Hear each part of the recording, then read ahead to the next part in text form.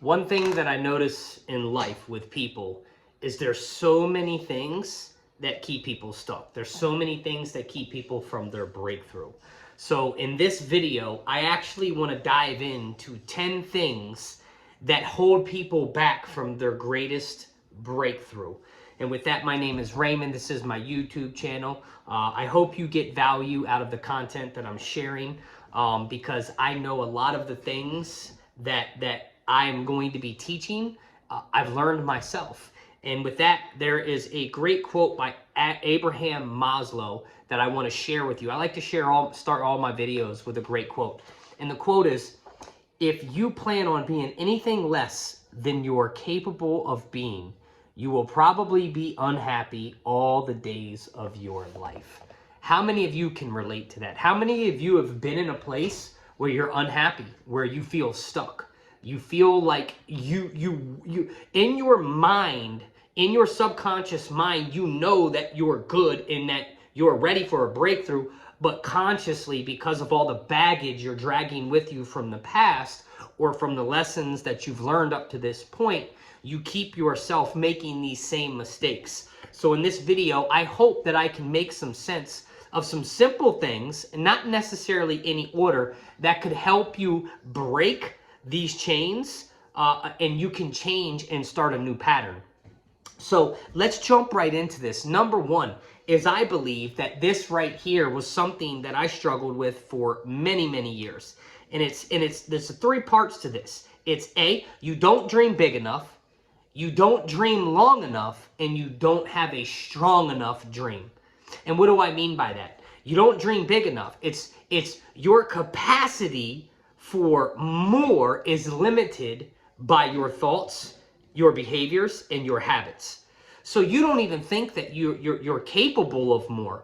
So if you don't believe that you can have something, if you grew up in poverty or oppression, or in the trailer parks or wherever it is, your dreams were limited by your environment.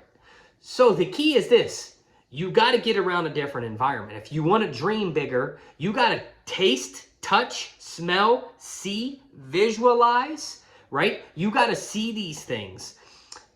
And you got to do it long enough to actually reap the rewards from it. Too many people will start to have a dream, but then they don't know where to go with the dream. They don't know how to move towards. So it's cut short, and then you give up on that dream. And a lot of times you give up on that dream because a lot of people have given up on their dreams. And if they give up on yours, you better believe they're coming after yours. So the second thing that I want to touch on, that I believe is, too many people are not committed. One of the mistakes that people make is you don't have a committed attitude. You're not committed in your relationships. You're not committed in your family. You're not committed at your job. You're not committed towards moving and growing your business. You have this uncommitment about you. Maybe it's something that has to do with the way you were raised. It probably is. Hint, hint, right? We all suffer with some forms of trauma. Some are big trauma, some are little trauma, some are just things that subconsciously have been suppressed so deep down inside that you don't even think about it, but it comes out in your commitment, your availability to commit to something, right? That has a little bit to do with character too. But if you're unwilling to commit to something long term, then you really need to seek inside yourself, because there's a reason why you continue to give up on yourself or give up on your dreams, right? So are you willing at this point in time, if you're listening to this video, I appreciate you, but are you willing to commit to something that's greater than you? Are you willing to commit to a purpose? Are you willing to commit to a person? Are you willing to commit to an accountability partner? Are you willing to commit to yourself? Right? Because the lies we tell ourselves repeatedly end up really destroying us long term. So are you willing to commit to yourself that whatever you're going to do, there's no plan B, there's no option. I will until is basically got to be the attitude. The third thing that I want to talk about in the 10 mistakes is, you don't kill the stinking thinking. And all these things are going to be really comparable to one another. But your stinking thinking has got to change, right? See, when I was growing up, everything was stinking thinking. Why? Because these are traits that were handed down, right? The stinking thinking that I grew up in probably was a lot to do with addiction, right? Had a lot to do with addiction. And when you go out into the real world, let's say this. Let's say you're trying to build a business. Let's say you're an entrepreneur. Let's say you have this entrepreneurial itch, right? But you share this idea with other people, right? You're happy, you're excited about it. You really believe that you can finally do something great with yourself. And then you get around other people. And the first thing they do is say, "Who, you? What makes you think you could be an entrepreneur? What makes you think you can be successful? What makes you think, oh, you're better than us?" It's this constant negative stinking thinking that keeps people stuck, that keeps people from this great breakthrough that you could achieve if you start to really kill the noise. And it's this self-talk, right? So you got to kill the stinking thinking. But if you're going to kill the stinking thinking, you got to start to replace it with positive reinforcement. So what do I mean by that? Books, audios, coaches, mentors, communities. Get around people who are going somewhere, right? Because if you continue with the stinking thinking, right, nothing's going to change. Every opportunity, every relationship, everything, you're going to find something that sucks about it. It's very easy to find what sucks. But if you focus on finding what's good, you can have amazing breakthroughs. Number 4, you don't get into personal development. And I had just mentioned that. You don't start to develop skills, right? Attitude. You have a piss poor attitude. Nobody wants to be around somebody who has a crappy attitude. I can assure you, if you're listening to me, you could probably think of one person off the top of your head right now. Hell, it might be a parent. It might be somebody that raised you. But you've got to change your attitude. A piss poor attitude will kill you. That's a skill that you can develop. Leadership is a skill that you can develop, but you first have to learn to lead self. Most people do not achieve a great breakthrough in their life because they're unwilling to learn something new. In order to get rid of some of your old ways, your old patterns, and your old habits, you have to focus on replacing them with something good, something new. You've got to develop new skills. When I was 35 years old, I was at a point in my life, I had 13 years of sobriety under my belt, but I became very suicidal. I began to start thinking repeatedly about taking my own life, driving my car off the mountain, thinking that people, my children, that my ex-wife, that they would be better off without me, right? So then I got into this car accident that a gentleman introduced me to some audios, some CDs. And I listened to these CDs. They were personal development CDs. And on these audios, it said things that I've never heard before in my life, right? It said things such as, your past doesn't define your future. You get to write your own book. You have the pen. You are the author. You are the, right? These are the things that nobody ever really told me before, especially somebody who was raised like me, right? I was always on the defensive, or I was always ready to fight, or I was always ready. So when I got into personal development, it really, like it changed my perspective about everything, because I saw the world through a different peripheral vision, right? I saw the world through a different lens, right? When I was coming up, when I was 35, from 0 to 35, I saw life through a victim lens. My lens was cracked. But when I got into personal development just shifted my whole freaking life. And I went all in on growing myself. And I went from personal development to leadership development to spiritual development to financial development. And I just continued the path of developing new skills, right? So I can assure you this. If you look around wherever you are, whether you're at a 9-to-5, even in entrepreneurship, you go to Panera Bread, I don't care, wherever you go, you're going to, you can sit back and you can figure out real fast who's working on themselves, who's developing new skills, who's probably in the personal development game. So I want you to focus. Like, if you really want to break through in 2024, then you're going to have to really start doing some different work. Number 5, you don't make enough connections in your life. You isolate by yourself, entertaining yourself to death, and remaining in the same relationships that helped get you where you currently are now, right? See, I'll go back into the personal development game. When I started to go to networking events, when I started to go into leadership events, when I started to go into personal development events, when I started listening to people online, maybe I couldn't get there physically, but I started to make connections online.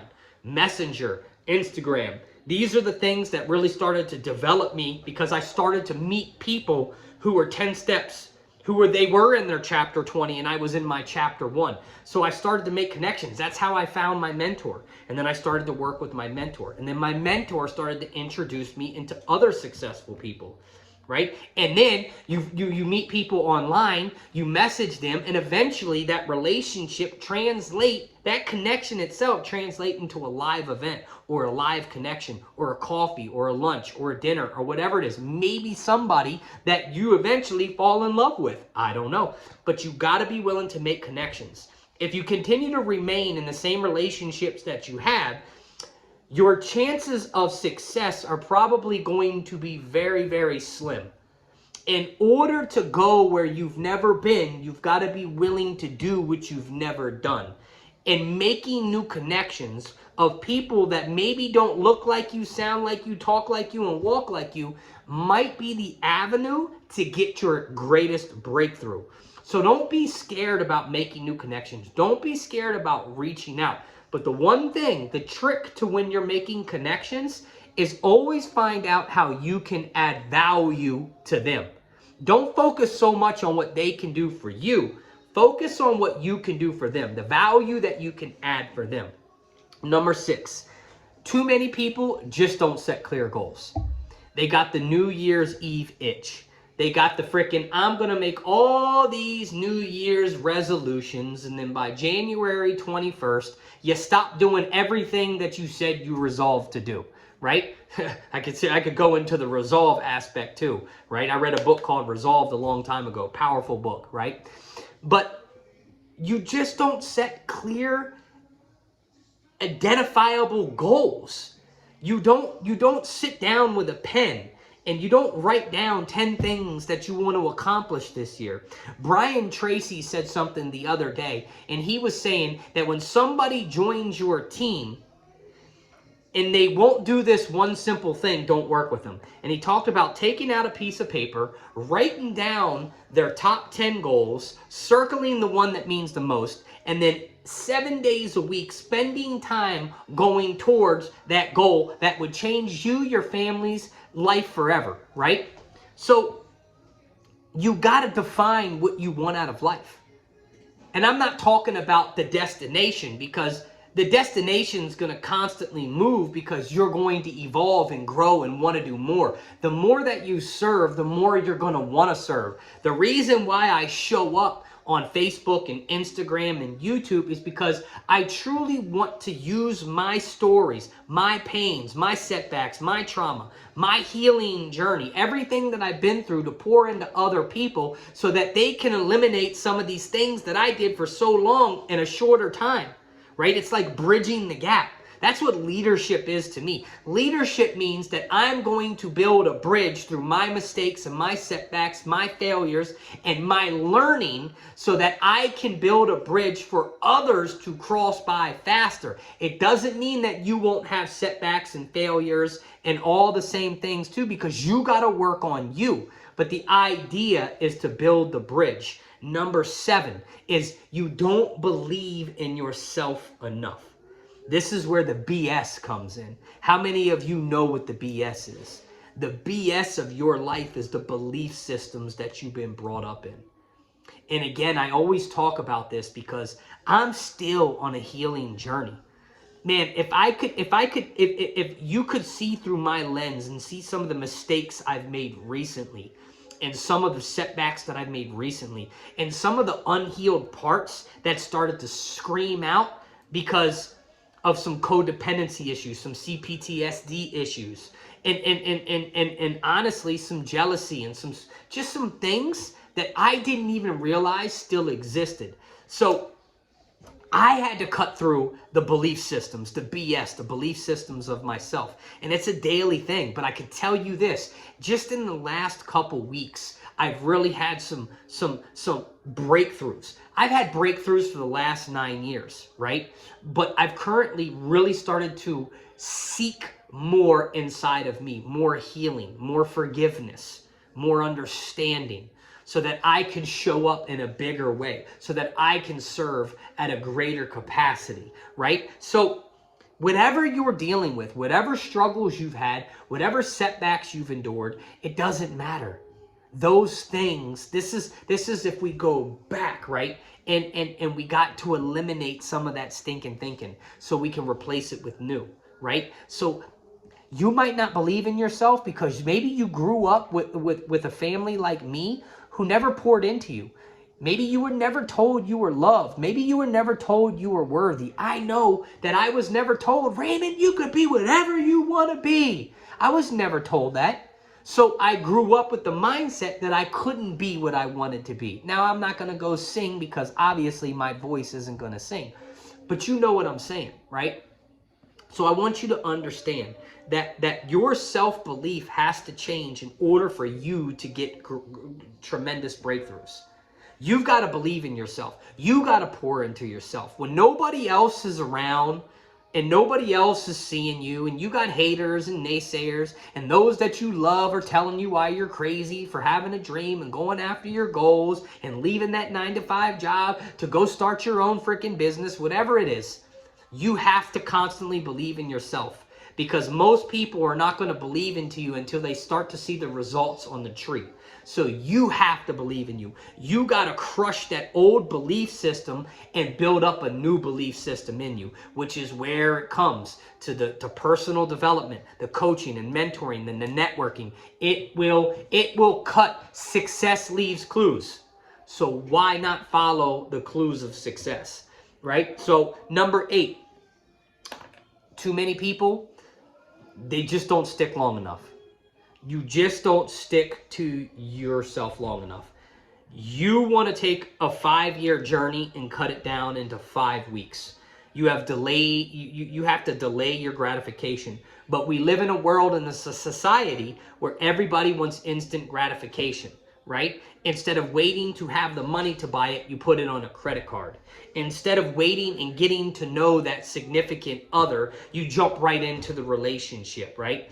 You don't stick with anything long enough because you want instant gratification. You want the feel good now. You will never get a breakthrough if you cannot control your emotional state.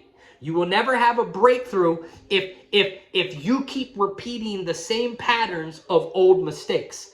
And I'm telling you right now, if you can't stick to something long enough, you got to be committed. That's the first thing we talked about, was being committed. You got to be committed long after that feeling has left you, right? See, I know people that would go to seminars, they would go to events. I was one of them. And I would go there and I would get so pumped up and I'd be like, when I get home, I'm going to tear it up. I'm going to make 7,428 contacts in 6 minutes, and I'm going to build a team of this. And then I would get home and the fear would set in, right? This short-term memory would kick in and I'd be like, maybe I can wait till next week. See, you got to eliminate that. You'll never have a breakthrough in your life if you don't stick to that idea long enough. And it might be a lot longer than you expected because A, you got a lot of lessons to learn. God is not going to give you what you want out of life if you're not willing to grow into the man or woman you were created to be. There is lessons. There are setbacks, there are trials. You've got to learn how to deal with emotions. You got to learn how to deal with rejection, and you got to learn how to deal with heartbreak. These are things that are stuck to you that you can eliminate for your greatest breakthroughs when you start to really focus on you. But you got to have long-term thinking. You can't think in 1 year, 2 years. You got to think in 5 years, 10 years, 15 years, 20 years, 30 years. And then you can reverse engineer anything. And that's how you're going to see tremendous breakthroughs. And the 10th thing I want to talk about, which I think is one of the most important things. See, we hear this word all the time. We hear this word all the time, but if you watch people, you can tell they don't live this way. And that is, most people, one of the greatest mistakes that I believe that people, it keeps them from their greatest breakthrough, is you live an unauthentic life. You live an unauthentic